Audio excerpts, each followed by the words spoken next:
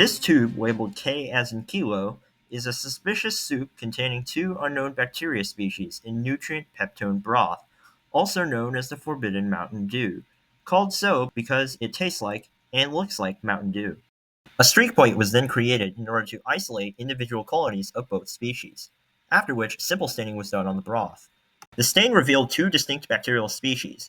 One was nicknamed the Big Kahuna, and the other was nicknamed Tiny Tim, but more on them later.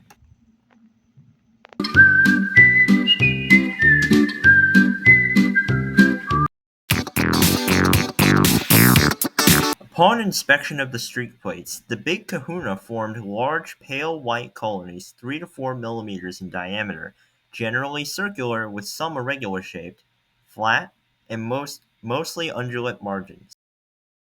The Tiny Tims formed pale white colonies that were small at 1 to 2 millimeters in diameter, circular, mostly flat with occasionally slightly convex colonies, and entire margins. Using this information, we can eliminate several species due to unreconcilable inconsistencies in their colonies, such as shape, color, and size, when comparing the unknowns with images online of candidate species colonies. Additionally, we can discover online that most bacteria across the world actually form severely pixelated colonies. No, seriously though, this picture has like 8 pixels in it. Who took this picture? Oh, yo, let me take a selfie real quick. Negative staining involves using a negatively charged dye, which is repelled by the negatively charged bacteria, leaving just a background and the silhouette of the bacteria. When done, the Big Kahuna appeared as bacilli rods, mainly arranged in pairs as diplobacilli, although also appearing as single bacilli or short chains occasionally as streptobacilli. The Tiny Tims appeared as bacilli rods, and almost always were arranged as just single bacilli. Using some pretty dubious math, the Big Kahuna were calculated to be around 4.5 microns long, while the Tiny Tims appeared to be only 2.2 microns long. Using this information, we can eliminate several species due to inconsistencies in their morphology and arrangements, as shown on screen. Gram staining was used on both bacteria in order to determine the type of cell wall of each unknown. Gram-positive bacteria have cell walls with teichoic acids embedded within that will attract simple stains like crystal violet and therefore stay purple even after decolorizing. Since the Big Kahuna appeared purple, they must be gram-positive. Gram-negative bacteria have an additional membrane but a thinner cell wall and no teichoic acids to attract the crystal violet. This causes the alcohol to successfully decolorize the cell and remove the crystal violet, after which the bacteria will appear pink once counterstained with safranin. Since the Tiny Tims were pink, they must be gram-negative.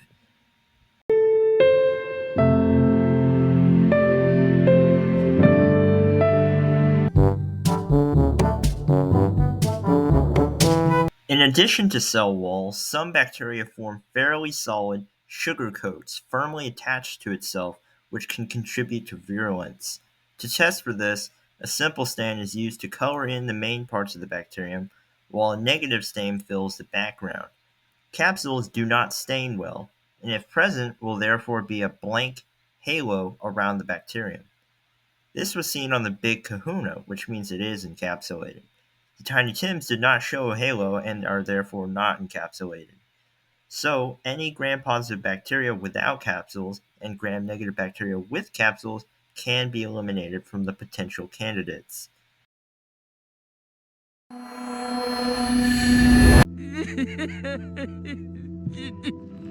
No! No! No!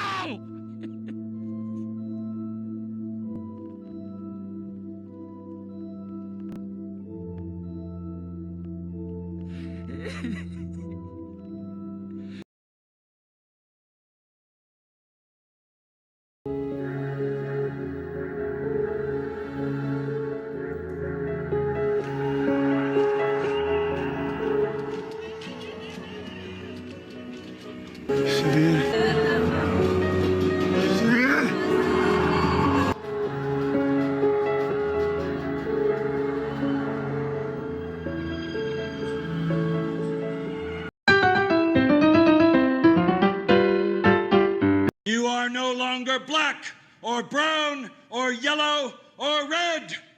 You are now green. The world is pretty dangerous. Lack of water, nutrient deprivation, O.J. Simpson, and harsh temperatures can be examples of very dangerous things. Some bacteria have learned the art of projectile vomiting a tough survival pod before dying, called an endospore, capable of germinating again.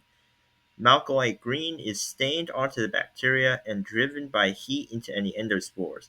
Then the malcolite green is washed out the rest of the bacteria, and they're counterstained with safranin to make them look pink, while any spores still trap the green.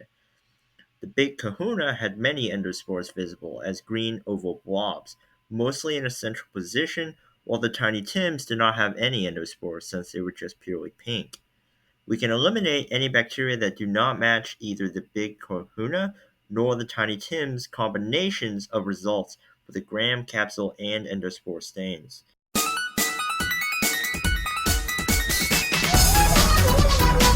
Many bacteria are flagellated and can move themselves around in tumble and run cycles. If you want, you can use a flagella stain to stain the bacteria and see absolutely nothing under the microscope because it doesn't work. However, by suspending the bacteria in a drop of water hanging from a cover slip, true motility can be witnessed as they swim around freely.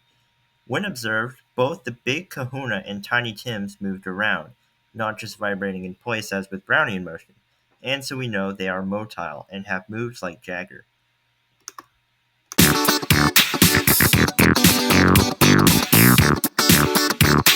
Now, with only 4 bacteria remaining after process of elimination, we must identify the true identities of our unknowns. Both B. subtilis and B. cereus match almost perfectly with the data for the big kahuna, but one noticeable difference is in their spores. B. cereus tends to form central spores, while subtilis forms subterminal spores. Additionally, B. cereus spores contain a thick exosporium layer that should make them appear a little darker according to some sources. So, B. cereus is the true identity of the big kahuna. E. coli and Pseudomonas fluorescens both match the description of the tiny Tims quite well, but there is a wild card. P. fluorescens are way cooler. Under short UV wavelengths, a pigment in them will fluoresce like the average fish around Fukushima in a usually light blue color. The plate on the left is a control and appears dark blue, but the tiny Tims glow a vibrant color, indicating they are blues raspberry flavored, but possibly more importantly, that their true identity is indeed P. fluorescens. So, the big kahuna are Bacillus cereus, probably, and the tiny Tims are actually Pseudomonas fluorescens. But that's just a theory. A micro theory. Thanks for watching.